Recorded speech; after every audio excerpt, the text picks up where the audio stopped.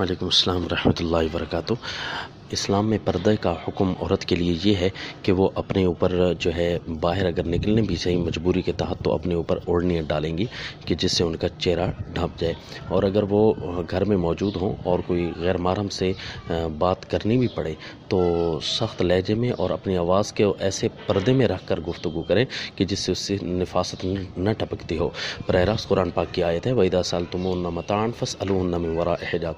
अगर तुम उनसे कोई चीज़ सवाल करते हो, कुछ मांगते हो तो पर्दे के पीछे मांगे। अब जाहिर है पर्दे के पीछे मांगने से ये नहीं है कि सिर्फ उसका जो है बाकी बदन ढपा हुआ और सिर्फ चेहरा उसका खुला हुआ, नहीं, चेहरा भी पर्दे के पीछे होता है। और युदनीना अलैहिन्ना मिन जलाबीबिहिन्ना, कुरान पाक की ये भी आयत है कि अपने ऊपर जो है ओढ़नियाँ डाल कर रखें। तो ये जो पर्दे का हुक्म है चेहरे को बाकायदा तौर पर शामिल है।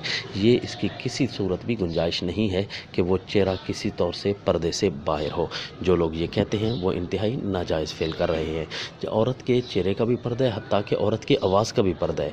और कुरान पाक की इतनी बड़ी आयत है कि वलयदरिबना बिअरजुलिहिन्ना वला यदरिबना बिअरजुलिहिन्ना लियुअलम मा युख्फीना मिन ज़ीनतिहिन्ना, कि वो अपने जो है पाँव को इस कदर ना मारें कि जिससे उनकी छुपी नफासत ज़ाहिर हो जाए, उनकी ज़ीनत ज़ाहिर हो जाए।